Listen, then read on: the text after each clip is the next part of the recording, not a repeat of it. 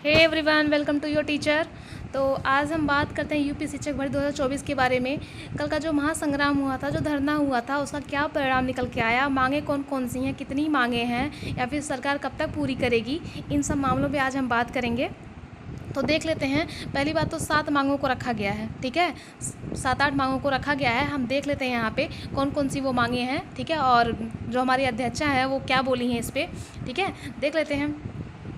पहला है कि भर्ती कैलेंडर बनाएं, ठीक है, मतलब भर्ती कैलेंडर को बनाया जाए। 27,713 से काम नहीं चलेगा। बिल्कुल सही है, 27,713 से काम नहीं चलेगा। आप 5-6 साल से कोई वैकेंसी नहीं दिए हैं तो कैसे उम्मीद कर सकते हैं कि इतने में काम चल जाएगा। बिल्कुल नहीं चलना चाहिए और आप लोग को इसकी मांग करनी ही चाहिए और भर्ती कैलेंडर भी होना चाहिए, ठीक है, इसको बनाया जाए। पहला ये आप लोग का है।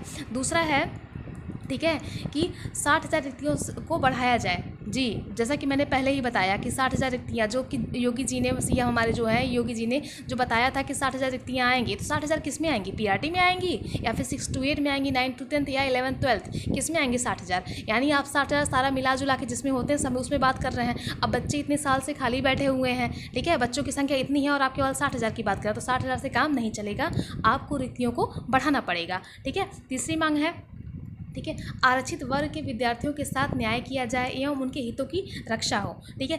जाहिर सी बात है, जो भी आरक्षित वर्ग के बच्चे हैं, जैसा कि पिछली बार हुआ था 69,000 में जो भी हुआ है, आखिर वही बच्चे मांग कर रहे हैं ना, जिनकी जॉब लगी हुई थी, जॉब उनके हाथ में अब नहीं है, वो धरने पर बैठे हुए हैं, ठीक है, मांग कर रहे हैं, ठीक है। तो वही है कि आप आरक्षित वर्ग के विद्यार्थियों के साथ न्याय कीजिए और उनके हितों की रक्षा कीजिए। यहाँ तक कि जो बच्चे जनरल कैटेगरी में आते हैं उनके भी हितों की रक्षा कीजिए और उनका जॉब ना जाने पाए, इस पर ध्यान दीजिए, ठीक है। चौथा है, शिक्षा मित्र का कितना होगा वेटेज, ठीक है, मतलब उनका वेटेज कितना होगा, ठीक है। थोड़ा सा यहाँ पे मिस करेक्ट हो चुका है, थोड़ा सा देख लीजिएगा, मिस स्पेल है, तो उनका वेटेज कितना होगा शिक्षा मित्रों का, ठीक है, इसके बारे में बताया जाए, थोड़ा कंफर्म किया जाए, ठीक है, ताकि शिक्षा मित्रों को भी लाभ हो सके और जो टीचर बन के जा रहे हैं उनके लिए भी थोड़ा आसानी हो सके, ठीक है। जो नए कैंडिडेट जा रहे हैं उनको भी थोड़ा मौका मिल सके, इस बारे में भी थोड़ा कंफर्म कीजिए। और 5वां आपका है, परीक्षा तिथि घोषित की जाए, कब होगी। जैसा कि सबको पता है कि ये हमेशा कहते हैं कि अब परीक्षा होगी, अगले 2 महीने में फॉर्म आ जाएगा, ठीक है, तब एडिट निकल के आ जाएगा। हमेशा केवल इसको कई सालों से लटकाया ही जा रहा है, इसलिए मांग किया जा रहा है कि परीक्षा की जो तिथि है उसको घोषित की जाए,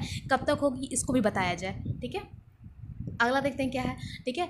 6वां है, नया सिलेबस अगर आएगा तो उसे भी स्पष्ट किया जाए। जाहिर सी बात है, बच्चों को पढ़ना है, सुपर टेट का सबको पता है कि सिलेबस इतना आसान नहीं है, 14-15 सब्जेक्ट हमें पढ़ने होते हैं, ठीक है, इतने आसानी से नहीं हो पाएगा, ठीक है। तो जाहिर सी बात है, कम से कम उसको नया सिलेबस अगर है तो बताया जाए, ठीक है। और जाहिर सी बात है, जब वैकेंसी आएगी तो सिलेबस तो चेंज होगा ही होगा। अभी तो पुराना पैटर्न है, पुराने पैटर्न पर आप लोग पढ़ाई कीजिए, लेकिन सरकार से तो यही मांग है ना, अगर सिलेबस चेंज होगा तो उसके बारे में प्लीज़ पहले ही बता दीजिए बच्चों को, ठीक है। अगला है, आयु की सीमा, आयु की छूट को भी बताया जाए कि इसको कितना मिलेगा, ठीक है।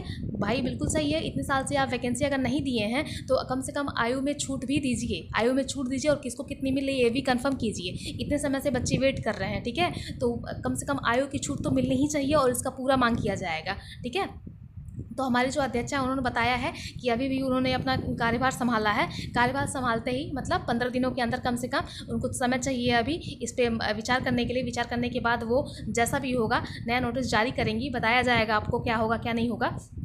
तो अभी इन मांगों को रखा गया है और इस पर वो लोग विचार करेंगे अपना, ठीक है। अब देखिए, कल जो भी भर्ती हुआ था उसका तो अभी तक यही परिणाम निकल के आया है। आगे भी आप लोग सपोर्ट कीजिए, बने रहिए ऐसे ही, ठीक है, तो ज़रूर कुछ ना कुछ अच्छा ही सुनने को मिलेगा। और इतना तो कन्फर्म है कि इस साल भर्ती तो आनी तय है, ठीक है, भर्ती आएगी ज़रूर। और आप लोग को, जो लोग खाली बैठे हैं, जिनको ये लग रहा है कि भर्ती नहीं आएगी, प्लीज़ उन लोगों से रिक्वेस्ट है कि आप लोग अपनी पढ़ाई में जुट जाइए, ठीक है। ऐसा मत सोचिए कि भर्ती नहीं आएगी, ठीक है, अचानक से ही भर्ती आएगी और ज़्यादा समय भी पढ़ने को नहीं मिलेगा, इसलिए आप लोग अपनी पढ़ाई पे विशेष ध्यान दीजिए, ठीक है। और ये और अगर मांग किया भी जा रहा है तो सबके लिए मांगिए, ऐसा नहीं है केवल पीआरटी के लिए, केवल डीएलएड वाले अपने लिए या फिर बीएड वाले केवल अपने लिए, सबके लिए करिए, ठीक है। सभी को चाहिए, सभी बच्चे खाली बैठे हैं, सभी ने बहुत मेहनत किया है, ठीक है। तो बाकी का जो भी जैसा न्यूज़ आगे होता है मैं आपको जल्दी ही अपडेट करूँगी, बताऊँगी आपको, ठीक है। इसके लिए बने रहिए। Thank you.